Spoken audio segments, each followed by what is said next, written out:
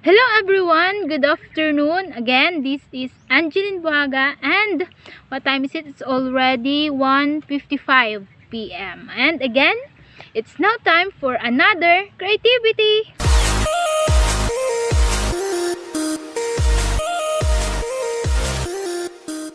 It's time again for another tutorial about an artwork using media and tools used in elementary art. Okay, so ano nga bang gagawin natin ngayong hapon?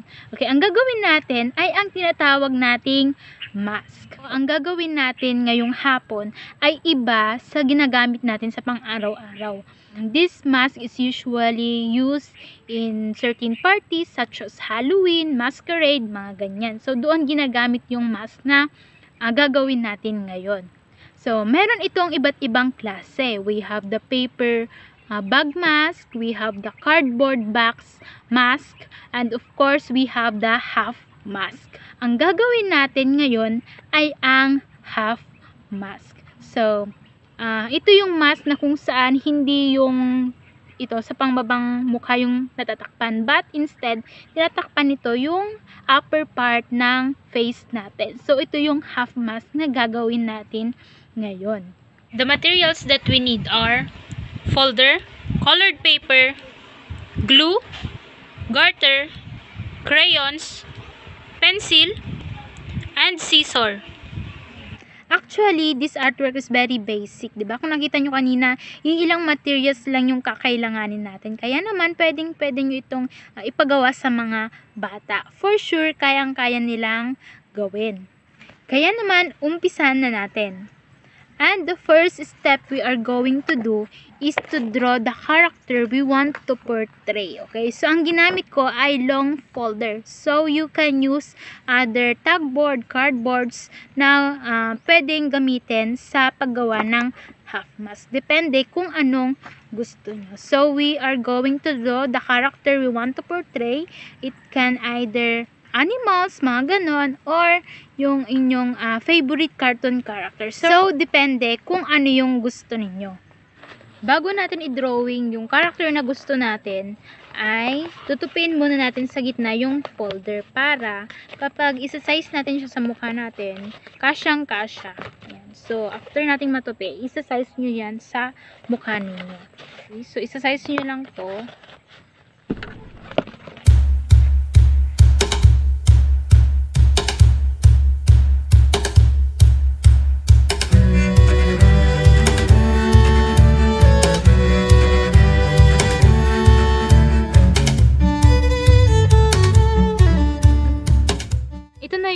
Drawing ko, okay? Kung makikita nyo, ang drawing ko ay fox, okay? So, after nyan, guguntingin na natin to using scissor, okay? So, again, be careful sa paggamit ng gunting, lalong-lalo na sa mga bata. Kaya naman, kailangan natin silang bantayan.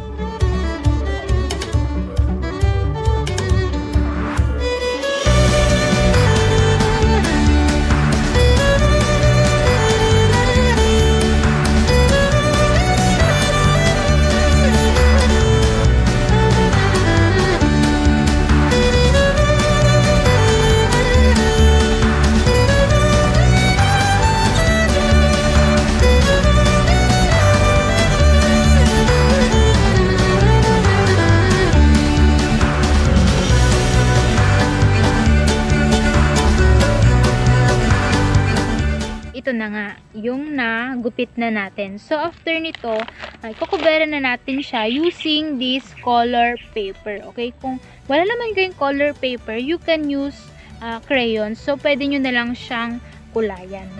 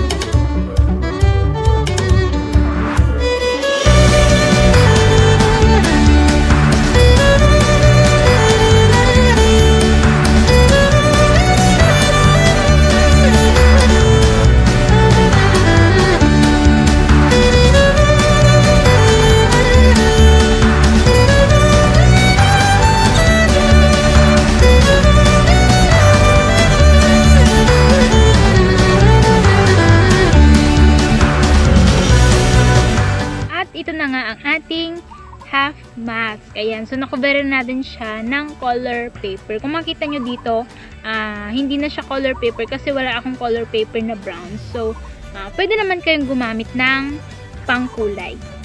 Ang susunod naman na natin gagawin ay lalagyan na natin ng tali sa bawat gilid. Ang gagamitin ko ay garter. You can use anything naman na tali. Basta, masuot natin yung ginawa nating half mask. Bubutasan na natin siya sa bawat gilid using scissor. So, be careful sa paggamit ng scissor.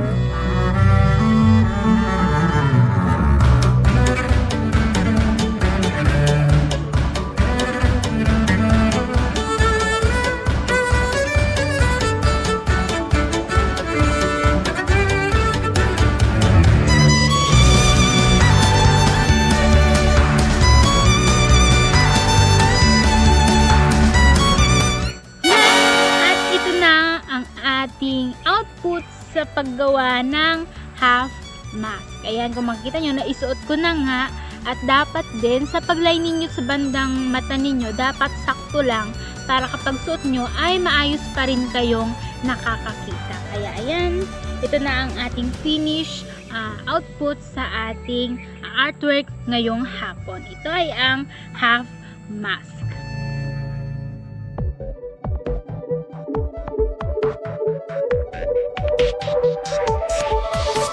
At dito na nga nagtatapos ang ating tutorial sa paggawa ng half mask. Panibagong creativity na naman ang ating natutunan. Kita-kita tayo sa another time of creativity. Paalam!